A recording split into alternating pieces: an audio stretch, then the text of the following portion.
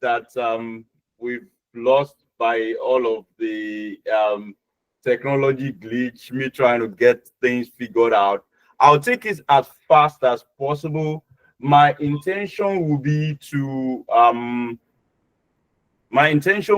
make sure that by 12, let's say about 12, 1 o'clock, we're done with the presentation itself so that we can have some interactive time. But if at any time you're not hearing anything, maybe it's the video or anything, please let me know so that I can make it better, so that I can be able to help you out from my end and get right whatever might be a glitch on my side. So as has been mentioned, my name is Akinbade, but my surname is Akitonde, not Akintunde.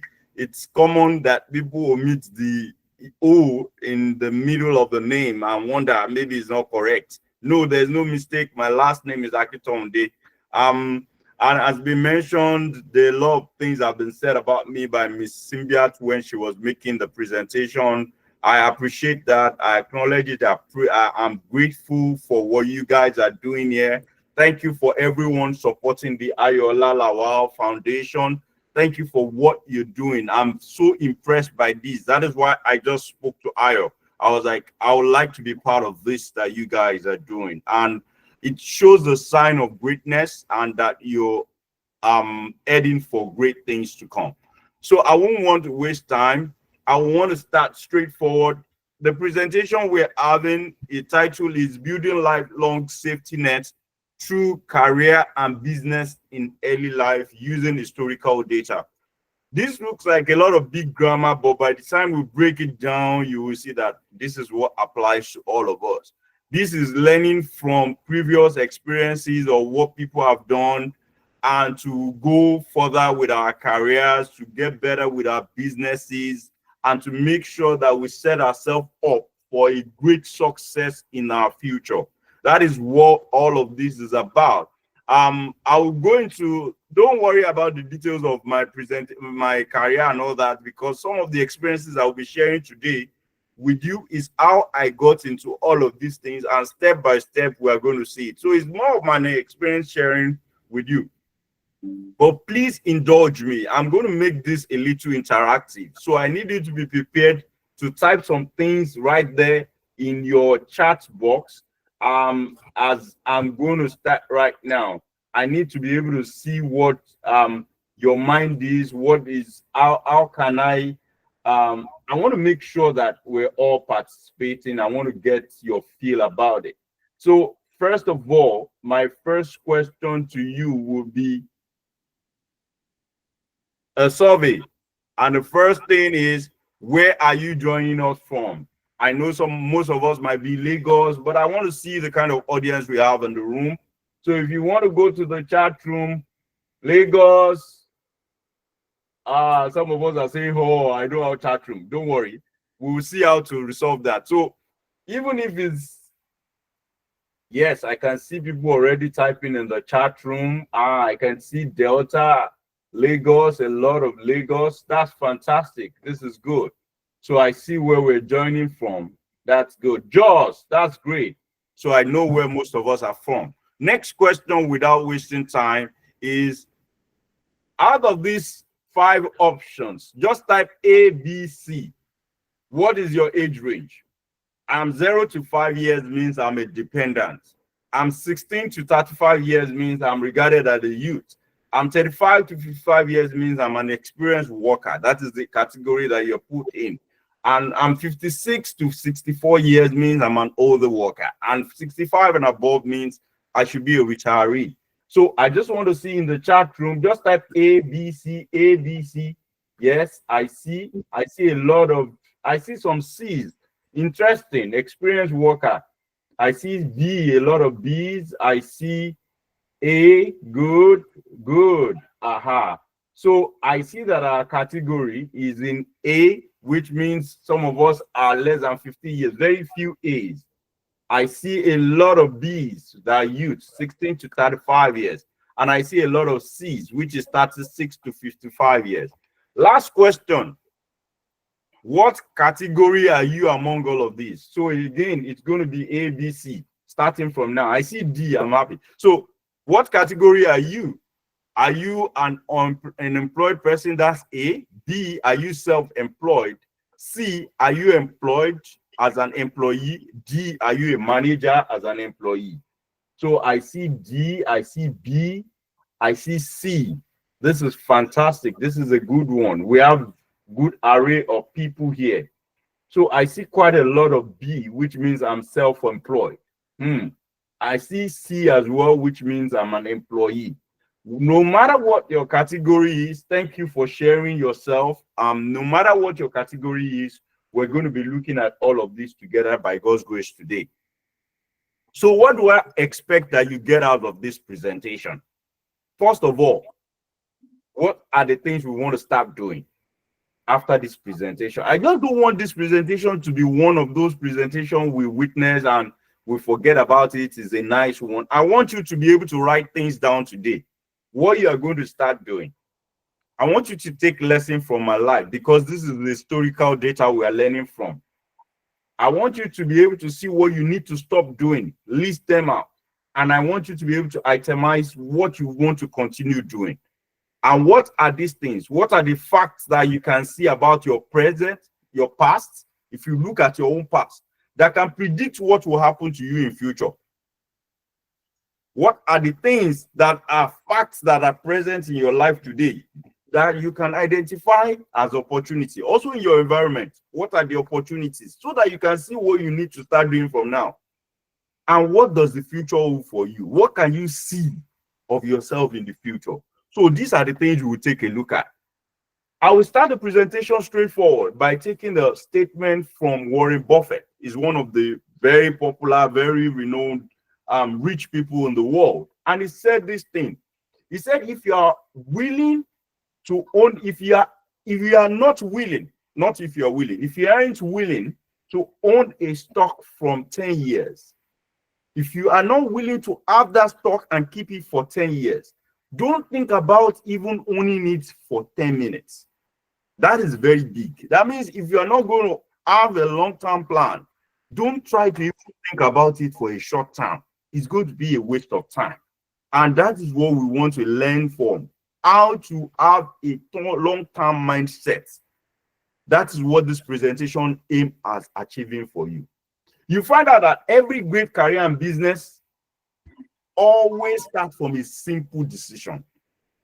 So that 10 minutes is very important because that is where everything, even Warren Buffett's wealth, even Dangote's wealth, it starts from one idealization, starting up an idea in just a few minutes. And that's one deciding thing for the rest of your life. So by learning from history, if you do this 10 minutes, if you do this conceptualization or planning, idealization, putting things together about your life, if you do it with data that tells you about what has happened, it helps you to be able to make choices that affect your long term. What will my retirement look like? I could see where a lot of us are coming from in terms of age group. And it will help us make right dreams and wealth and have the right well-being at the end of the day. Learning from things that have happened in our past. My slides that you should be able to see now talks about, are you building career or business, or are you just earning a living? Some of us, what we are doing now is, I just need 10,000 naira. I just need to be able to pay my rent. I need to be able to send my children to school. I need to be able to pay my school fees. I need to be able to do that. That is all the work. That is all the source of income we are thinking about now. I just need something for the immediate. That's all. We say, yes, we are thinking about the future. But if you look at it, all you can plan with is just to meet your current need.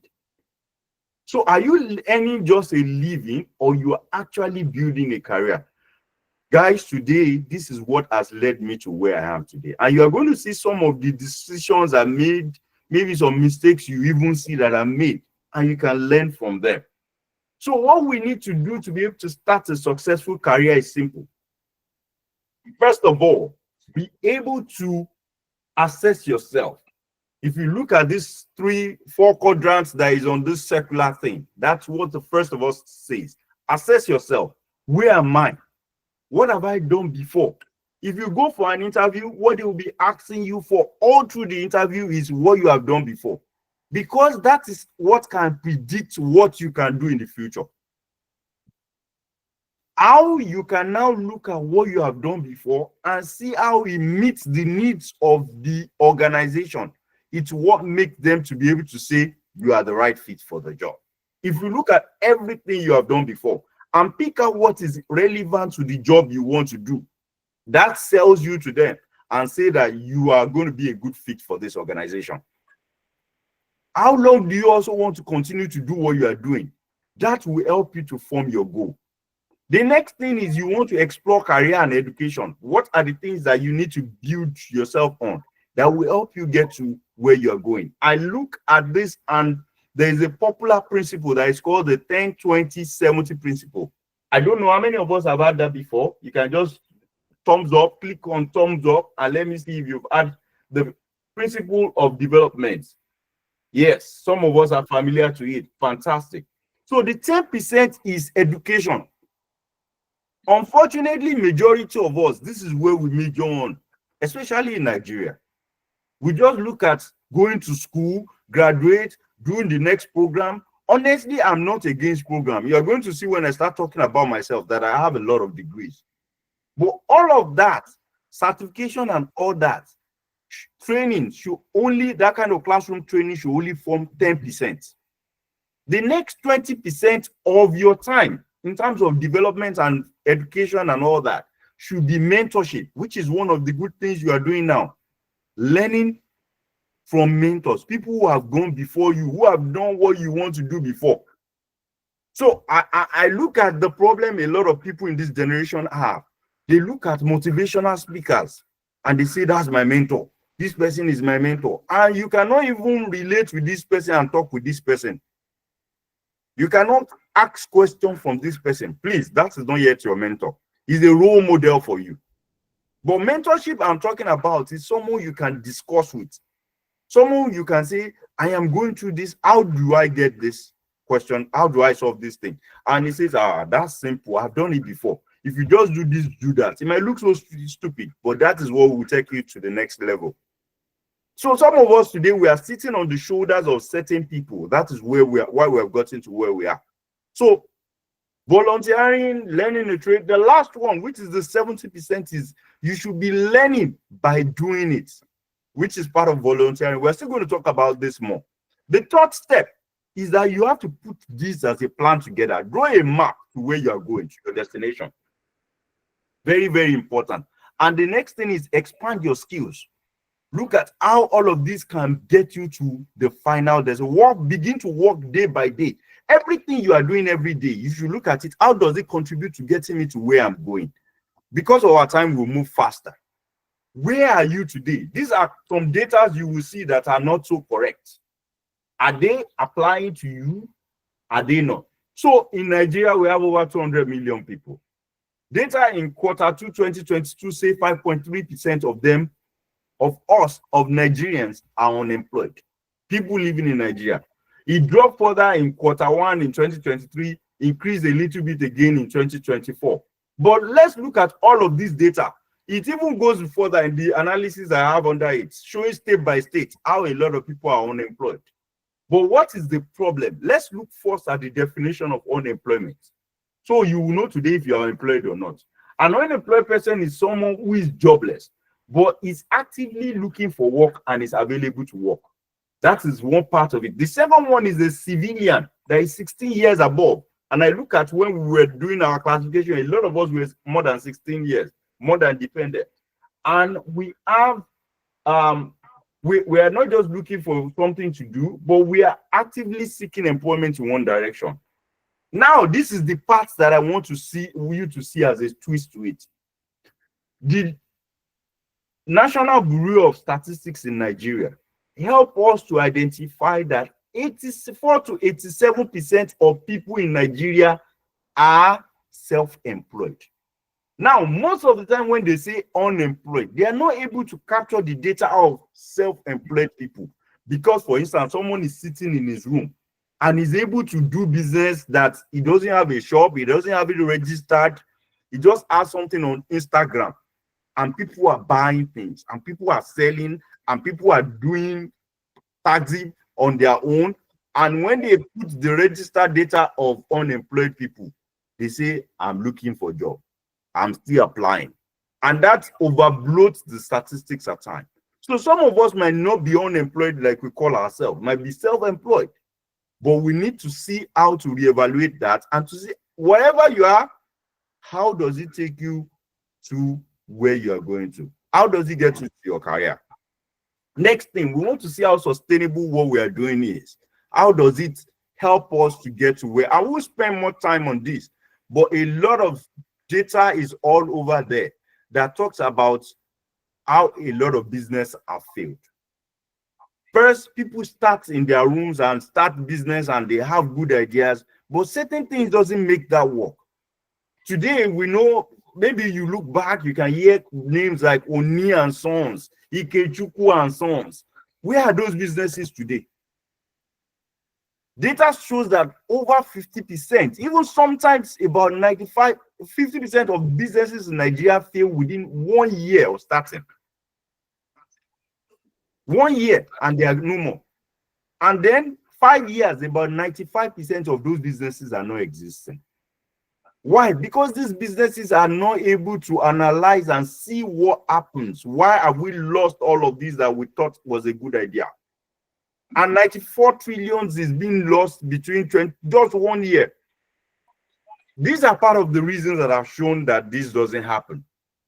That a lot of markets, because there is no good, adequate market research done, there is no fundamental business strategy and how we're able to manage issues. We don't set out with clear plans of what we want to do. Financial management, inadequate skills, ineffective marketing. But I want you to watch this video, few minutes, and then we're able to start. So please just let me know. The rise and fall of if you can Nokia. hear. Picture this. It's It's 1865. about Nokia. Nokia starts as a paper mill in Finland. Can you hear? Yeah, Thumbs paper, up if not you can. phones. Good. Fast forward to the 19. Nokia is making everything. Boots, tires, even toilet paper. But then they spot something huge. Mobile phones. Here's where it gets crazy. While everyone's making brick-sized phones, Nokia has a wild idea. What if phones could be small, portable, cool? 1998 drops. Nokia launches the 3310. This thing was indestructible. You could throw it at a wall and it'd laugh at you. People loved it. Nokia owned 40% of the entire phone market. But here's the plot twist nobody saw coming. 2007, Steve Jobs walks on stage with the iPhone. Touchscreen, internet, apps. The whole game changed overnight. And Nokia, they laughed. Their CEO literally said, "We don't see this as a threat." Biggest mistake ever. While Apple and Google built app stores, Nokia stuck with their tiny screens and physical keyboards. They thought people wanted reliability over innovation. Wrong. By 2013, Nokia sold their phone business to Microsoft for $7 billion. The same company that once ruled the world became irrelevant in just 6 years. Here's the brutal truth for entrepreneurs. Your biggest strength can become your biggest weakness. Nokia got comfortable being the reliable choice while the world wanted smartphones. Success isn't permanent. The moment you stop evolving, you start dying. Nokia proved that even giants fall when they stop listening to what people actually want. Follow for more innovations history. Thank The you. rise and fall of Nokia. All right. Thank you for watching that presentation, that short video. What this helps us to see is that it's very, very important for all of us to evolve. Whether it's in your career, whether it's in a business that you are doing, the only way to stay relevant is that you have to understand how businesses move, how it evolves. You have to see that business in 20 years. Do they still see this? I will give you an example. I used to manage a cyber cafe. Anyway, we'll get to that. So let me not jump ahead of myself. But the business went out of place. So ask yourself, what will happen to the business you are doing now in the next 10 years, in the next 15 years? Will it continue to be relevant? Or is this something you're only doing for now to earn a living? There's nothing wrong about earning a living, but plan beyond earning a living. Let's go to the next slide. This slide, I'm happy my mom is somewhere close around in my house today. This slide talks a little bit about the story of my mom.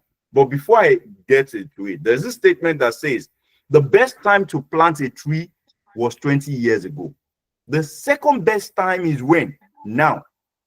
So you should be asking yourself, what if I feel, if I've done this thing 20 years ago, I would have been better off now. Don't procrastinate. Let's start doing it. So what happened?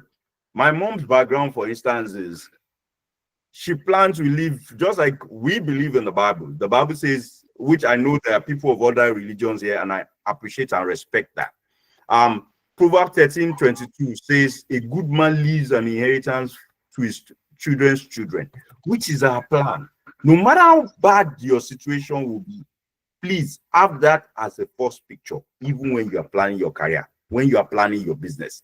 That I have to have something, not the business naturally that you want to leave, but you want to be able to leave something for your children that will help them to be able to start up their own life. So my mom started with 4 kids, doing good with my father, but my father died in 1985, and that became a lot of challenge. I know this story will be a common thing to a lot of us back home in Nigeria. That is why I'm telling the story of my mother. The person by the left is my mother. So after my father died, I think about 1982, I had to leave to go stay with my cousin, which is the next person to her. That's my second mom. That's why I put that picture together, so that it can help you relate. And doing all of this, my mom used to be a typist, and she decided to learn some more skills, which is part of the things I mentioned earlier, so that she can get ahead. Take a look at it today. Typewriting, typist. How many body knows any typewriter? How many of us want to give job to someone to help type? It has been integrated into our daily life. But if she never evolved to do something else, that means our role will become obsolete. So I want you to look at what you are doing, your career now. How much of it will be relevant in the next few years? AI is coming. AI is here already, not coming. AI is already taking a lot of things. Some of our roles are getting automated, and organizations do not need some of those roles again. I'm not creating fear into you, but think about how that role can become relevant in the next few years. AI will not eliminate human beings. What AI will do, if you learn how to use AI or learn how to use some modern technology with what you're doing, it will help you to be relevant in the next few futures. And that will help you propel your career forward. So my mom decided to also learn something, share a burden with some family members. That is how I got raised by my cousin. I mentioned that earlier. One of the things my mom also did is my income cannot sustain me. My mom started doing some things for passive income, like agriculture, like selling some few things in the offices.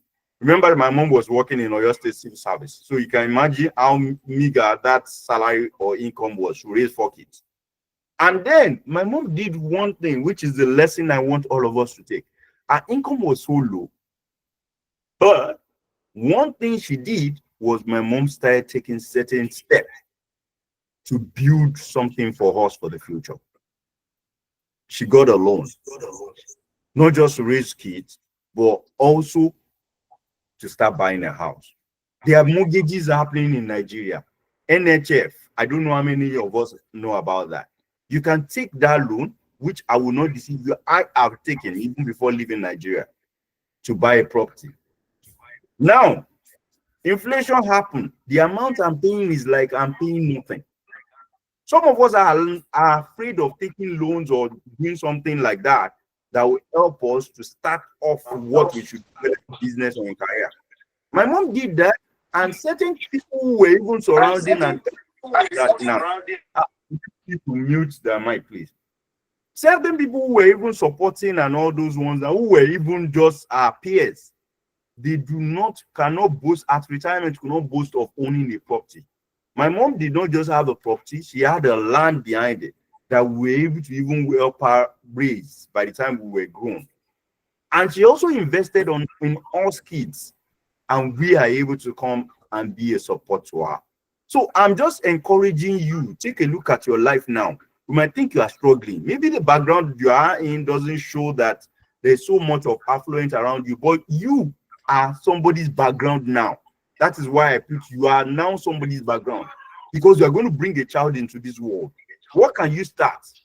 So I want you to look and write down, what will you start doing differently from today, despite all the challenges?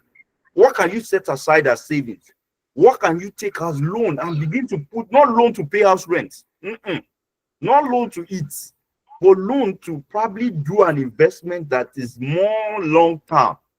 You know you'll be able to get it to repay back gradually, and then you will already set yourself up for something in the future. Now, without wasting time, let's go to my own story. Okay, let's take another video shortly. I won't allow you finish all this video before I stop because of our time. So let's quickly look at what are the opportunities that we can have. So grab your popcorn. This was Uber's biggest bet. Picture this, 2008. Two guys can't get a cab in Paris. Travis Kalanick and Garrett Camp are standing in the freezing cold, getting frustrated. What if we could just push a button and get a ride? That simple question became a $70 billion company. But here's the crazy part. Their first idea wasn't even Uber as we know it. They wanted to share black cars between friends, just a small network of people splitting luxury rides. The real bet? They decided to go all in on something nobody believed in. Investors laughed at them. Why would strangers get in cars with other strangers? Taxi companies sued them in every city. Governments tried to shut them down. They were burning through millions of dollars with no profit in sight. Travis made the ultimate bet. He put his entire reputation and fortune on the line. He told his team, "We're not building a taxi app. We're rebuilding how cities move." They expanded to 100 cities before making any real money. Most businesses would have died, but they kept betting bigger. The breakthrough came when they realized something brilliant. They weren't competing with taxis. They were creating an entirely new market. People who never took cabs were suddenly using Uber everywhere. Today, Uber handles 23 million rides daily. That freezing night in Paris changed transportation forever. Here's what every entrepreneur needs to understand. The biggest opportunities look impossible at first. Everyone will doubt you. The market will reject you. But if you're solving a real problem people face every day, keep betting on yourself. Sometimes the craziest ideas become the most obvious solutions. Follow for more This was Uber's. All right. Thank you. So what I need you to take out of this is very simple. Uber started with ideas. Thank you for all the thumbs up. But first of all, they identify the problem in their environment. What you can see around? Don't just think about just how to make money. What is a long-term problem you can solve in your environment? What are the solutions? In fact, a very simple way to do it is to look here. Look at Canada, look at US, look at Japan, look at China. What technology are they using there that you can bring to Nigeria and people have not started using? You become an innovator. You are not competing with anybody. You are bringing new ideas. So you are the innovator. Every innovator that brings forth certain new ideas, they make more money before people become their competitors. So think about this. How can you get that? Search the internet and look at all of the data that you can see available. And you see how to do business better in your own environment. There is a story of people saying shoe or no shoe. So two people were sent to go and look at a market where they do not have shoe. The first person went in there and said, they don't wear shoes, so I cannot sell this shoe there. The second person wears shoes and say, they don't wear shoe, that's an opportunity. Start convincing the to wear shoe. The Oba of the place, the king of the place to begin to wear shoe. And then people saw the person as role model. And then the next person started wearing shoe. People started culture of wearing shoe. And that is how the person started saying to the boss, please ship more shoes for me because there are opportunities here. So why am I driving out of this? Go to virgin environment where people have not charted and look for a unique solution that might not even be acceptable here now, just like it was not acceptable when Uber presented their ideas. Look at this and bring it forth in the market.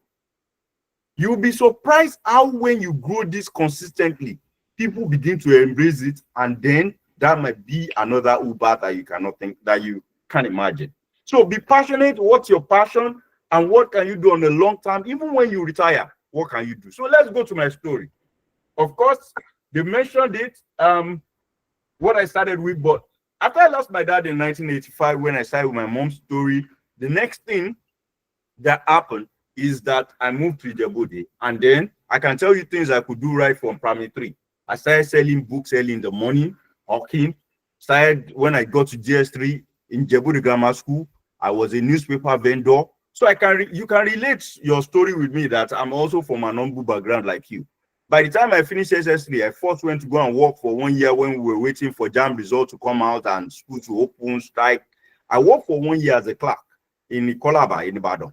And then when I got to 100 level, I entered for human nutrition. I wanted to change my course to physiotherapy. So I stopped after my 100 level. I stopped going to class of human nutrition. I started going for class of physiotherapy, doing anatomy, cutting cadavers, dead bodies, you understand? And I started integrating some of us. Why I'm saying all this is some of us have ideas and we abandoned the opportunity we have now.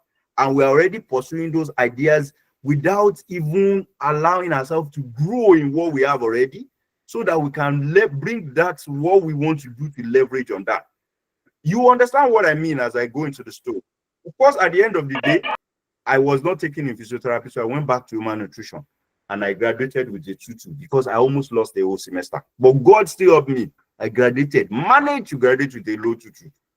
Service year, I went to serve and I was teaching at Anambra in Atani, Ogbaru local government in Anambra, Atani. It was Victory Christian Comprehensive School or something like that. I was a teacher in biology. I started volunteering with NCCF, taking a lot of outreaches and learning from it. So I want to encourage you in volunteering. It's a culture we don't have here. I will still get to it along with my presentation. Then, as soon as I finished my NYC, I started my master's in public health. That's my first master's. I did it in UI. I entered that at the same time I was working. Now, this is a culture you don't find so common in Nigeria. People working and going to school.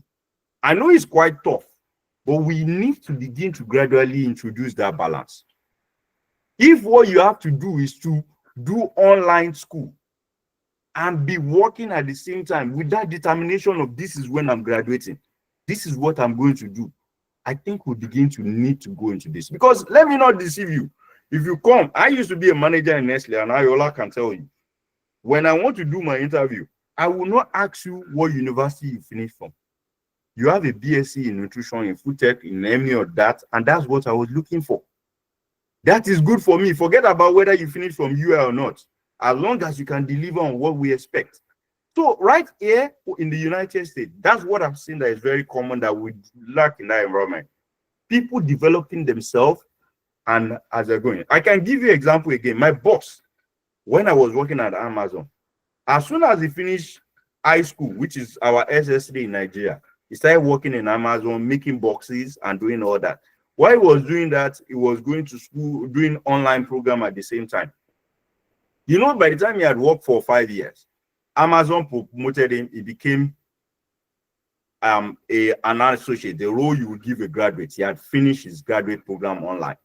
And at the same time, Amazon already counted it that he had 5 years of experience.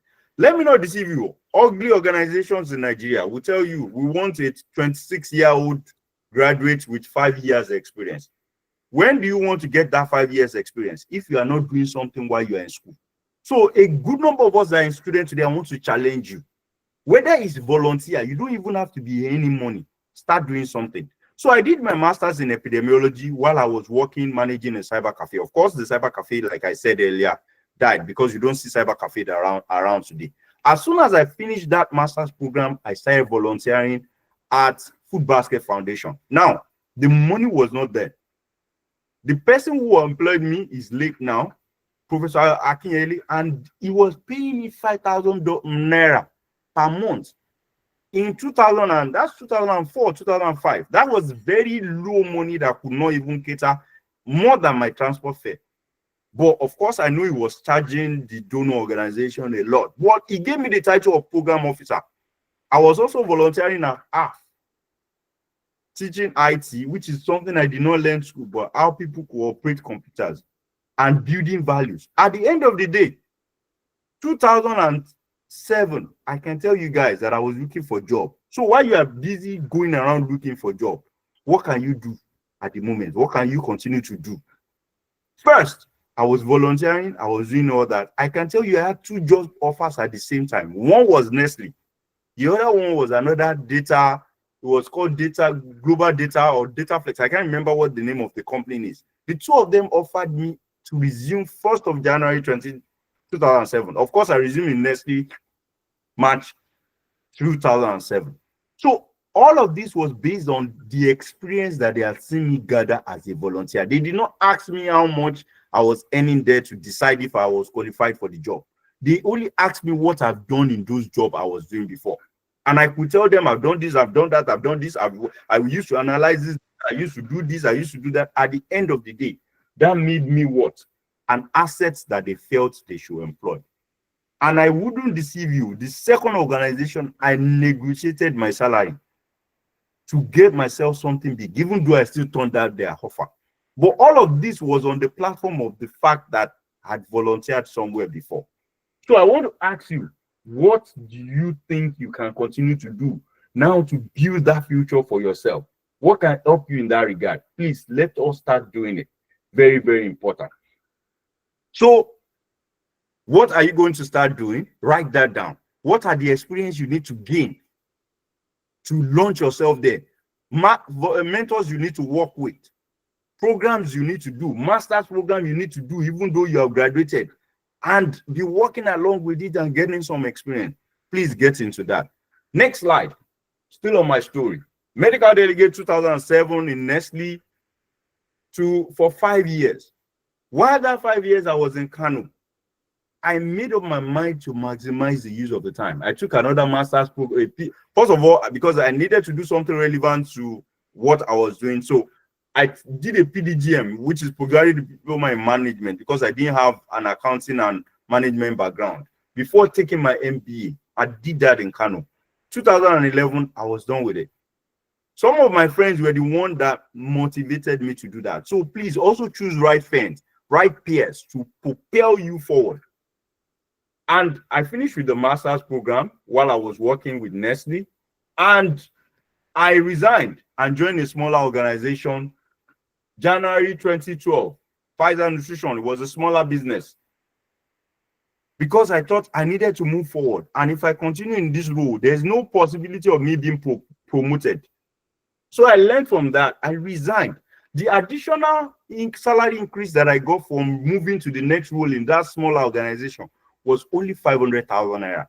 I can tell you 500,000 naira was a small amount then, because even in Nestle, I could get that as only launch subsidy for a whole year. But that was the increase. I left in January 2012.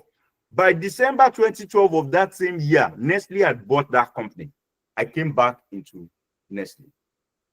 My lesson to this, some people don't like it. Be loyal to your career. The organization can ask you to go any day, anytime. Very, very important. But what you should have with you that you can take to any other organization is your experience and all what you have done. Be ready to take the risk. Get out of your comfort zone and move on. That's how to build security for your own family. So I left Nestle for all of this reason, because Kano was boiling there. There was a lot of challenge, and I moved to that organization. They moved me to Abuja. I was still covering the entire north as a manager with very small amount of increase. But what happened? I became a manager. That same role, they transferred it to Nestle, and I became a manager in the place, in that same Nestle that I left, that they were not willing to promote me earlier. October, I did that till October 2015. October 2015 in Abuja, they saw what I was doing. This guy is fantastic. Now he has the sales experience he has brought from Pfizer Nutrition.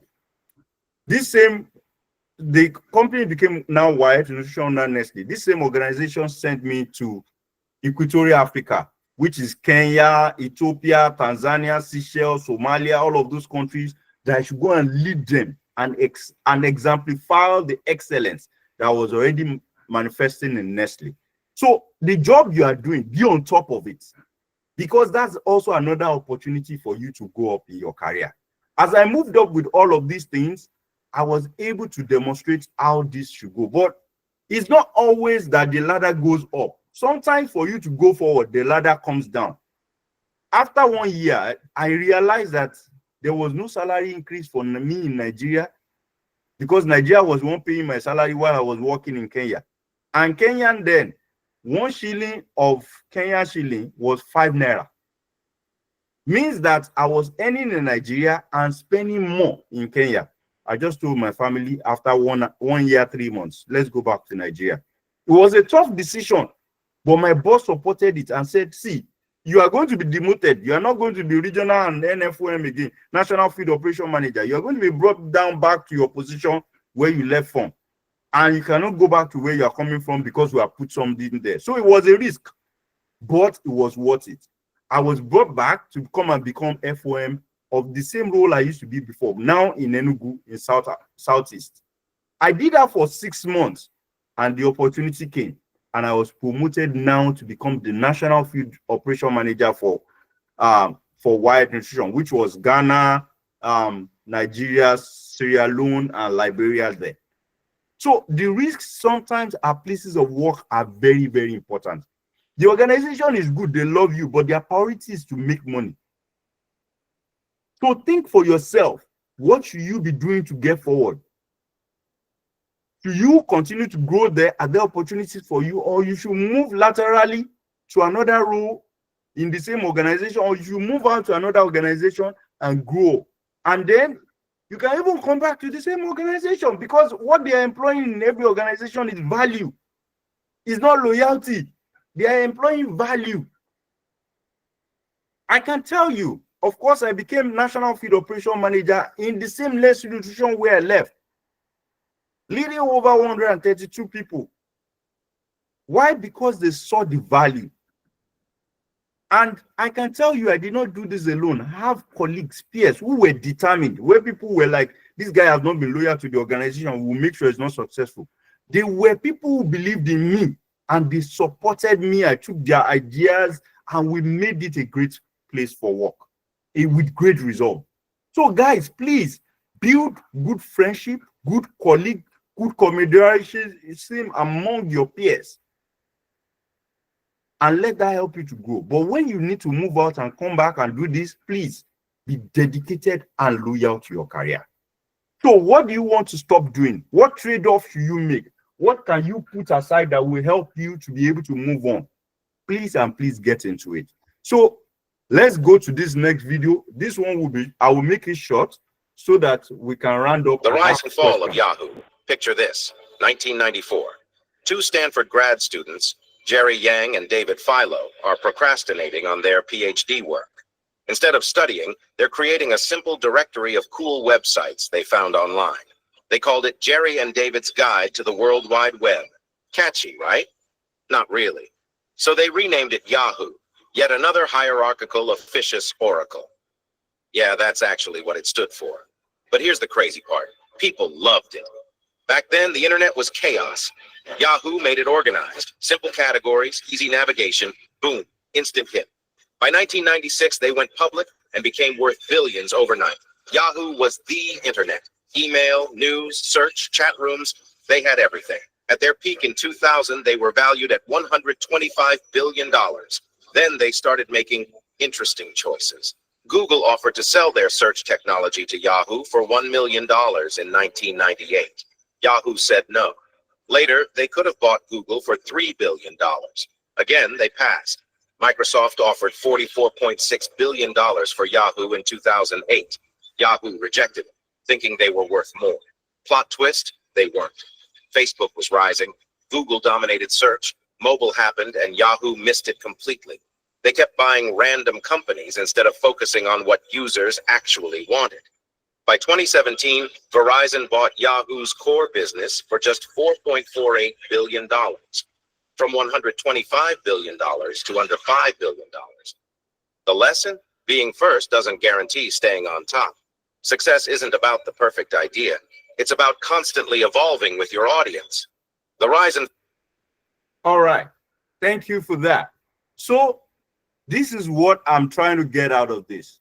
If you think you are rising and you just stay at that level and you don't rise further, At a time, others will rise, and then your level will become irrelevant.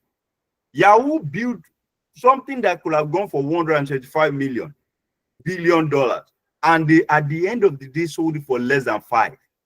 The same thing, if you do not continue to improve on yourself, even where you think you are growing, trade off, make sacrifice.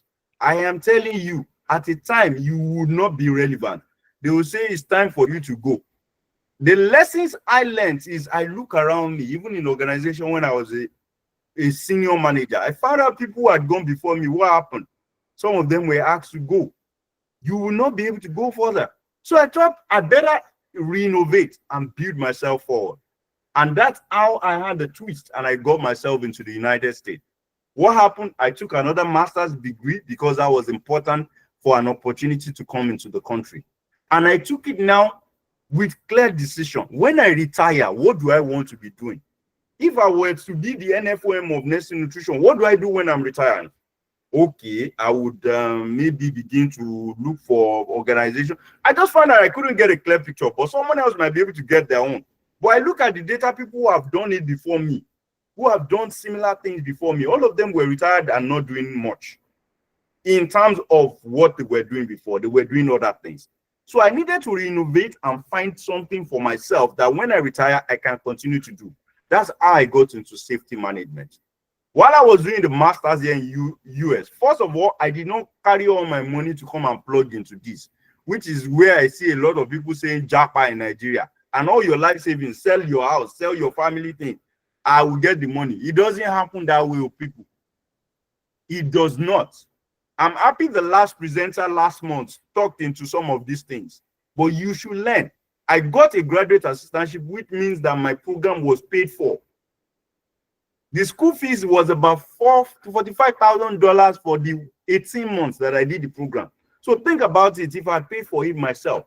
But you can look for scholarships, look for programs and all those ones, go into it.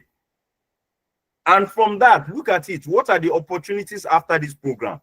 When I'm doing this program, what do I want to be doing? While I was doing the master's program, I was doing graduate assistantship, which means I was working for the university as a data analyst, leveraging on past experiences that I have, looking at experiences and data again, analyzing data. I could show them I could do that. And they employed me for that and paid my school fees. And were also giving me stipend every month. For my wife and I, my wife was equally doing the same. And the two of us here, we could manage with that, without touching what we had in Nigeria, to sustain ourselves through the program. While I was in the program, I started volunteering again for OSHA. OSHA is the one that controls safety programs and trainings and quite a lot of regulations, compliance, auditing, and all that in the United States. I started volunteering for them. Don't pay me. I will just be doing something for your training institute for free. And while I was doing it, they were allowing me to attend some training classes. These guys were helping us to let's help him. And I got some of the certification.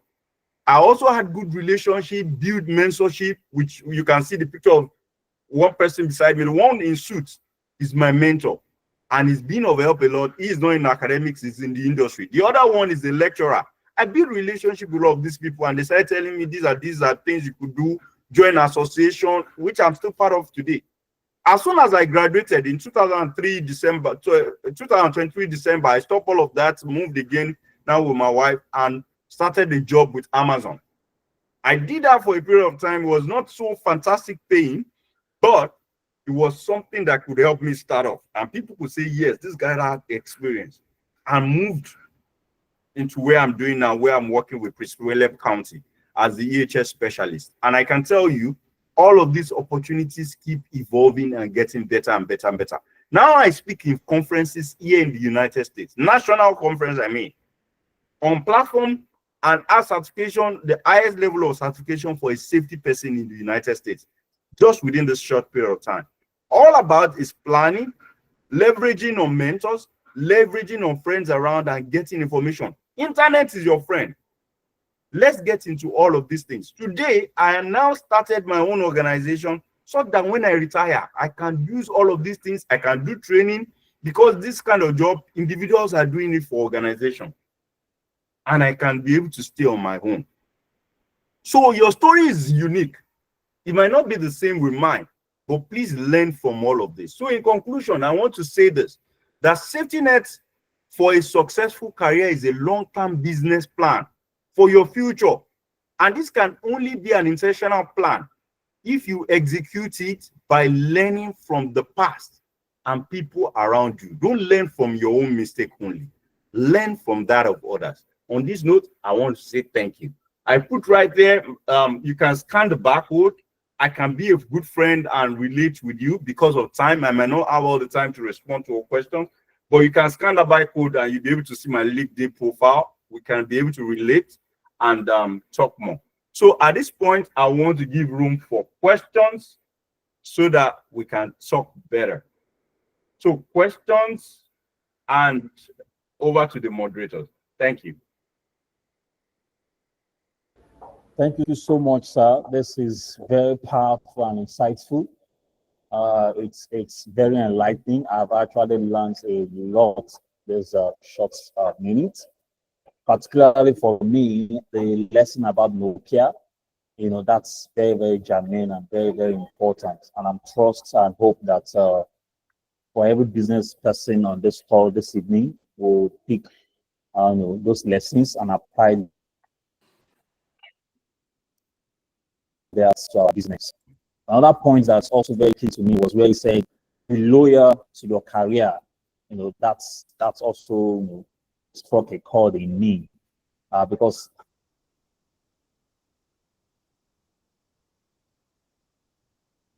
and I agree with him completely. Right, where you check your KPIs, to check your objective key results to see how you are performing and your performance. So if you have found one thing, if you do not meet up the KPIs that is set, all right, the organizations usually will take a decision to let you go. They are not going to look at, oh, you did fantastic 2 years ago, you did fantastic 5 years ago. They are only loyal to their own vision, to their own, progression and growth year on year. That's what they are interested in, their bottom line. So if your contribution is not, like consistent over the years, adding value to their bottom line, they will let you go. All right. And also, one of the things organizations do once they see someone who is better, who can do your job faster, who can deliver the results like 10x, 5x, they will let you go and get that person on board. Or in fact, they will bring that person on board and make you a subordinate to the new person. So please, ladies and gentlemen on this call, you are into 9 to 5, be loyal to your career. All right. And I wish you all the best. Thank you so much once again, sir, Mr. Kingbade, for that powerful session. So right away, we're going to have questions and answers. So ladies and gentlemen, if you have questions, please drop them in the chat section. And also, you can raise your hand. We will recognize you and we'll give you the opportunity to ask your question. Ladies and gentlemen, your questions, please.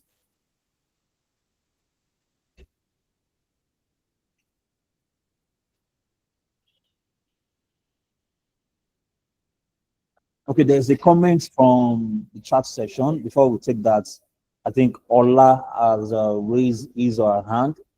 Nimaleo, let me just say, Ola, can you please unmute your mic and ask your question, please?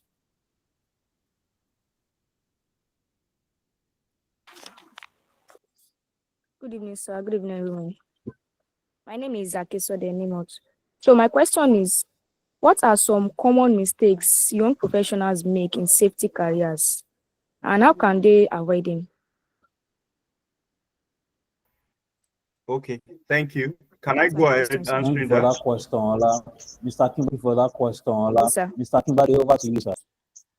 All right, thank you. Can everyone hear me? All right. So, okay. So the question is, what can we do to avoid pitfall? I will not just say safety career. Like I said, my experience has been in nutrition, in data analysis, in a lot of all of these things. Is to think we are too good not to start again, or we are too good not to that every other person should just take us the way we are, and we are not improving on ourselves. So for every time I used to ask myself, which is how I got into quite a lot of degrees, if you can see, what can I do to improve myself on this? What am I learning that can make me at edge of my colleague on this current one? I will never try to run down my colleagues. Anybody who had worked with me will tell you I'm very, very supportive of my colleague. But one thing every time I do is that all of us, they have trained us equally. But what can I do to differentiate myself that can add value? So for instance, at a time, the work I was doing when I was a medical delegate, I realized that we didn't have so much of a sales experience. We're just demand marketing. We could not translate our market excellently into sales in terms of for the company. If you can do it better, people fail. So I decided to do something they call sales immersion. I took part of my own leave and I went to another department to just go and understand them and learn what they were doing. And I saw a lot of the parts. Oh, this is what I'm doing. So every time I'm on the field, I try to look at this. Okay, when I'm finished talking to the person I'm talking with, I say, my job is a marketer. I'm not selling. But I want you to be able to see these are the location around you where this product is available. Apart from that, I also want to know how many of these do you think is being used in your organization in 1 week? As in, I can quantify the effort I was doing and I threw the culture down. Some people still probably fight it in that organization today because Ayola can tell you, because the borderlines around ethics of the job. But it was something I had to bring on board as an innovation to say, if we focus on this at the end of the day, we can make better performance. And they saw that in me. They were like, this become a culture. People started doing sales immersion. So what am I saying? Look around you. What can you do to improve yourself? And at the end of the day, the thing you should also look at is how long will this business or what I'm doing still be functional? Just like I've shown you of other organizations. Do I need to move into other things before it becomes too late and I am already in retirement years and I'm wondering what will I be doing now that I'm retired? So please and please keep evolving. You are engaging on this kind of platform. Understand what others are doing. What are they doing? Your job in another organization, what makes it better there? What you don't necessarily have to go to that organization, but if you have friendship with someone in that organization, oh, they are doing this, they are doing that, maybe I should do it. By the time you come and bring that idea to your organization, they will say you are a fantastic person. You know better than every other person. No, you have only leveraged on the ideas you have gotten from somewhere else, IT and all that. So I think that can be one of those things that can help. Please just rely on data around, information, search the internet, everything you can gather to make yourself better in what you are doing, even if it's in business, the same thing. Thank you. I don't know. I hope I answered your question.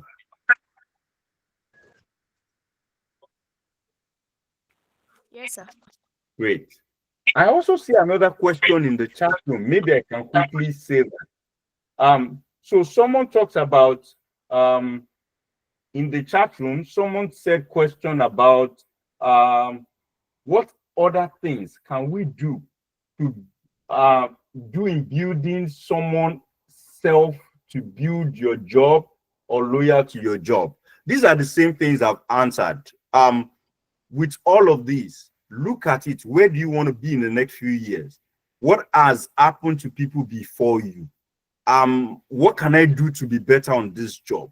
What else can I do better that I am just being limited at this time? What opportunities do I have? What program do I have? Do I take another master's program? Do I take an online program? Do I do some certification? Even if they don't pay for it yourself. You would find the results, because when you are promoted to the next role, you will pay for all of those things. So very, very important things, please. Let's leverage on all that. Thank you.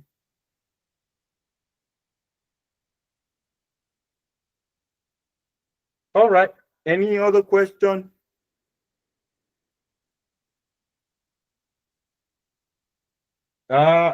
Okay. So do I go back to the chat room? Because I see people still typing there, but if you can help me read out what I should address, please, I would like that so that I don't take too much of the time. It's already 1:28.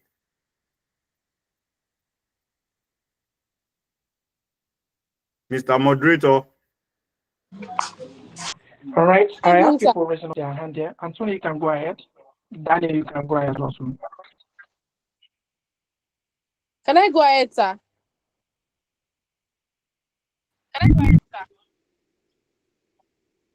Yes, Please do, yes, go Mr. ahead. Ebengwe. Yes, go ahead.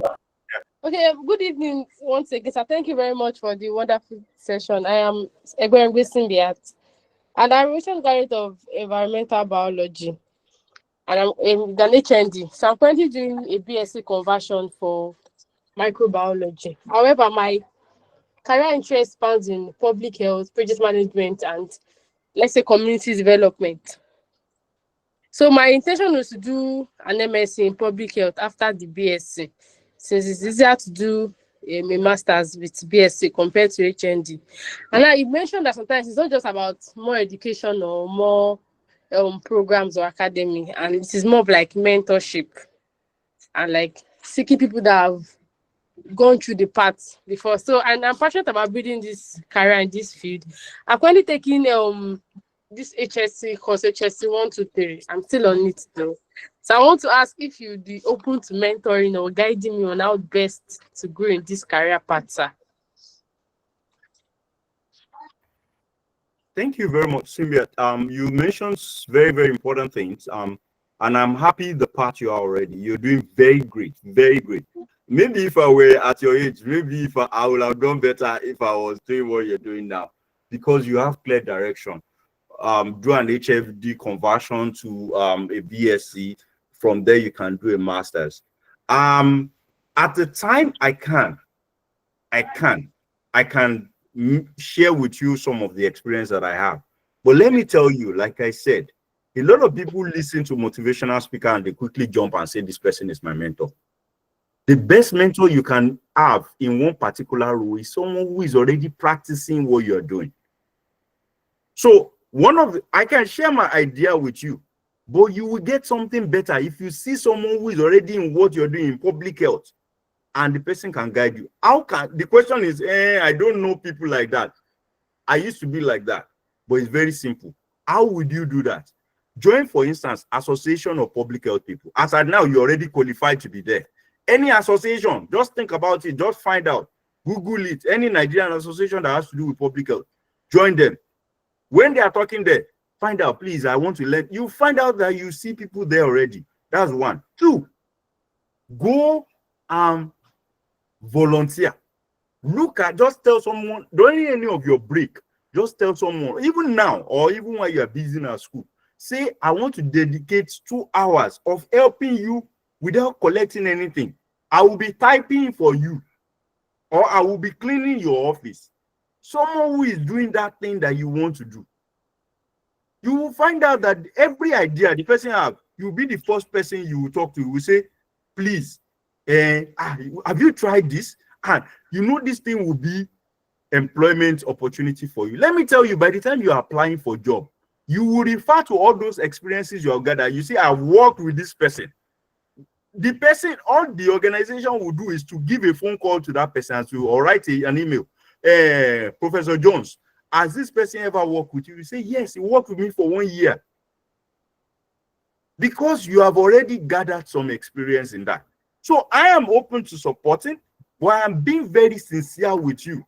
And I want all of us to have the same culture, because this is what has helped me. Look for someone who is practicing exactly what you want to do. And that will also be helpful. I hope, Symbiat, that will help. And I'm not throwing you away. I'm open to supporting you. Okay, thank you very much, sir. I really appreciate that too, sir. And I'll work more on the finding somebody who's already in my career path. Good, great. All right. Any other questions? Someone else raised their hand. Please go ahead because of our time.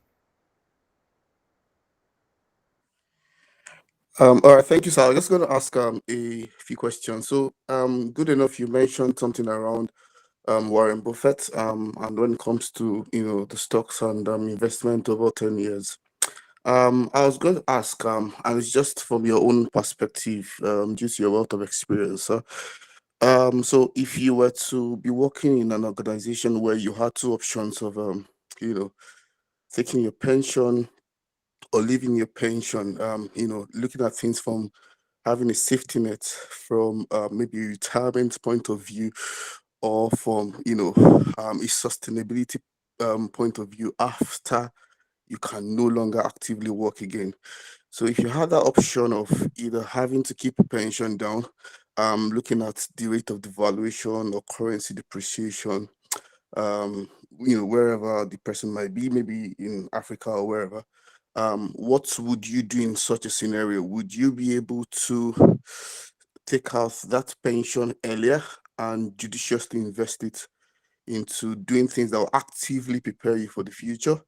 Or would you stick to retiring first and then getting the bits and pieces of the pension over time for sustainability? And that just also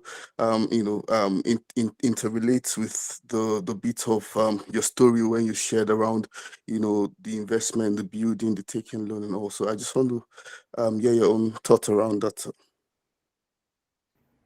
Thank you, Daniel, for answering that question. Daniel is a good friend, and I'm happy you're here and we can share ideas. Now, I'll tell you a very important story. I'm sorry if I'm mentioning organization. That's where I've spent a lot of time, and I have some word of experience in that. So at the time when I was joining Nestle, some of the people before us had the opportunity that when they were at certain years, the organization wanted to stop gratuity system. And they said, if you want, you can have your money now.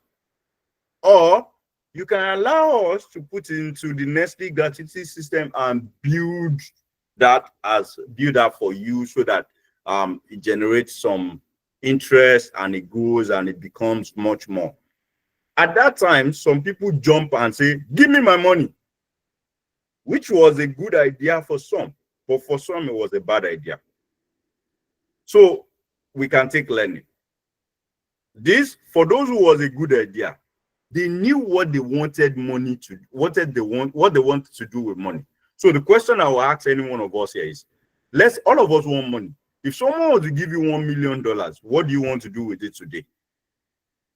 Let me tell you, the day you spend 2 naira out of it, 2 naira, not $1, 2 naira out of that $1 million is no longer $1 million.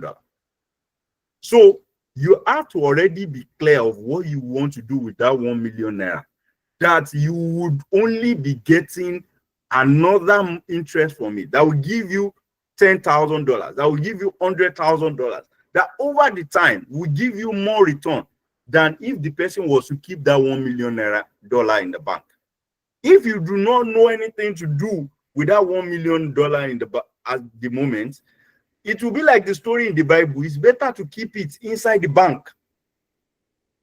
Now, what happened to some people who made mistakes? They collected that money from Nestle at that time. They went to go and use it to buy shares. Shares was booming. And all of a sudden, they bought 10 million naira worth of shares. And shares crash. And when it crashes, there's nothing they can do again. The 10 million naira they put in the market, within 1 year, it actually became 50,000 naira. Because there's no guarantee. But for someone else who put that money in the bank, because he didn't know, he froze it, it was still there. But the devaluation has also come to it. So what am I taking out of it? For someone else, they started a business with it because they knew they wanted to start the business. And they plugged in that money into it. They employed more people and they kept monitoring and they grew the business. So first of all, is please, all of us, let's go and have a plan. If you get all the money you have in the world, what do you want to do with it? Or you just want to have the money? It's just a want. So the same thing, if you are in an organization that what they are giving you now, you have the opportunity of taking it now. If you have something in mind that truly on a long-term basis, that is sustainable, data has shown that those investments has grown over years and they will continue to grow. Then collect that money, put it into those investments.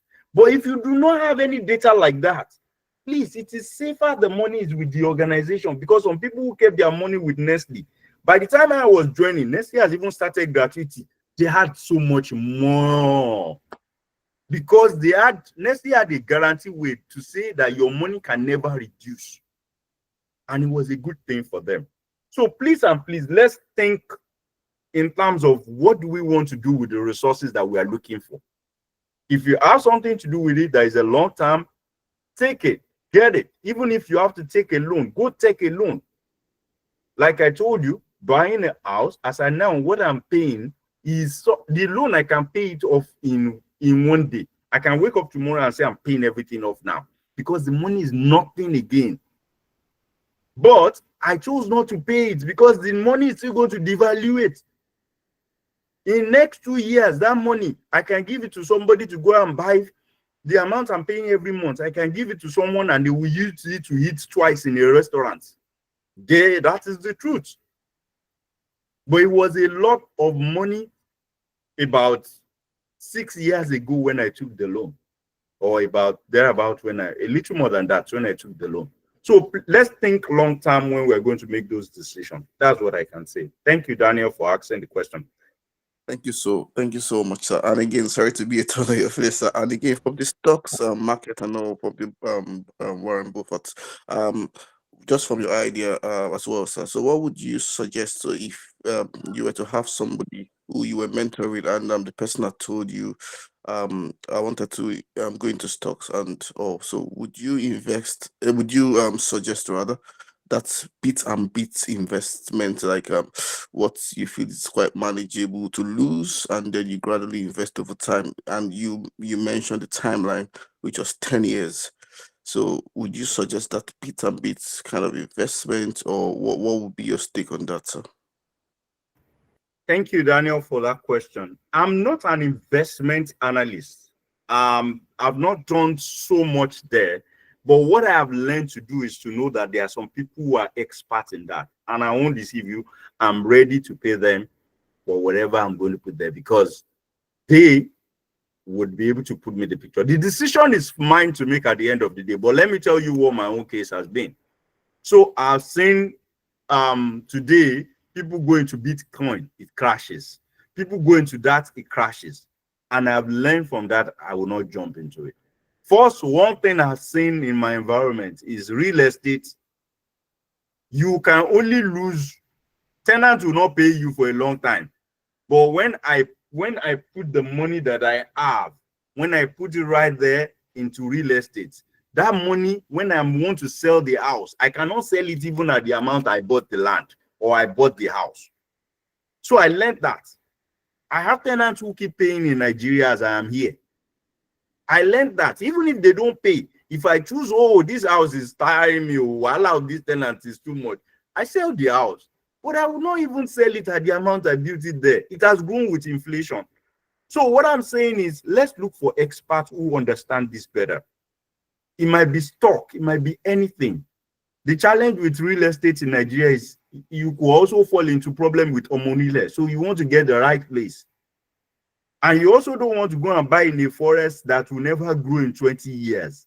So you want to get experts who will guide you into all of these things. There are some people who bought land in Igbo Eleri, and the place is still Igbo Eleri till date. There is nobody who wants to go into the place even for farming, because they are kidnapping people there.